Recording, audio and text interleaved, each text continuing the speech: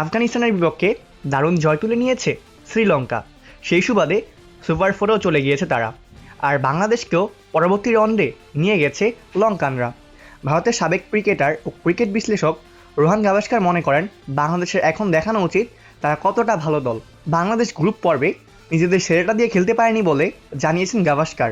Group পর্বে Hong Kong চায়নার বিপক্ষে জিততে বাংলাদেশকে 18 ওভার পর্যন্ত খেলতে হয়েছিল। এরপর শ্রীলঙ্কার বিপক্ষে হেরেছে টাইগাররা। আর আফগানিস্তানের বিপক্ষেও জয় পেতে ব্যাক পেতে হয়েছে। সুপার ফোরে বাংলাদেশের প্রতি প্রত্যাশা নিয়ে রোহান বলেন, ওরা 25 বছর ধরে টেস্ট ক্রিকেট খেলছে। বাংলাদেশের এখন দেখাতে হবে আমরা কতটা ভালো দল, কারণ এখনও পর্যন্ত ওদের প্রতিভা আছে। ওরা লিগ পর্যায়ে নিজেদের ক্ষমতা সেরাটা দিতে পারেনি, কিন্তু এখন ওদের একটা সুযোগ আছে।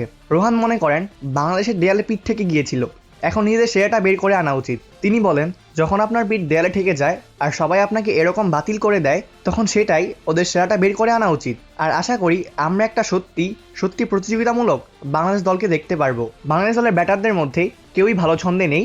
ভারতের আরেক সাবেক ক্রিকেটার মুরালি কার্তিক মনে করেন, বাংলাদেশ যেহেতু পরের রাউন্ডে জায়গা করে নিয়েছে, তাই তারা নতুন করে শুরু করতে হবে। 3 ম্যাচে 2টিতে জিতে গ্রুপ পর্ব পার করার পর এখন বাংলাদেশ আরও ভালো করার দিকে তাকিয়ে তিনি। বাংলাদেশ ঘুরে বলতে পারে, আমরা শ্রীলঙ্কার কাছে একটা ম্যাচ হেরেছি, আমরা আমাদের সেরা ফর্ম নিয়ে ছিলাম না, কিন্তু যে ম্যাচটা আমাদের জিততে হতো সেটা আফগানিস্তানের বিরুদ্ধে ছিল। টুর্নামেন্টে টিকে থাকার জন্য সেটা আমরা করেছি, আর আমরা 3টের মধ্যে 2টোই জিতেছি।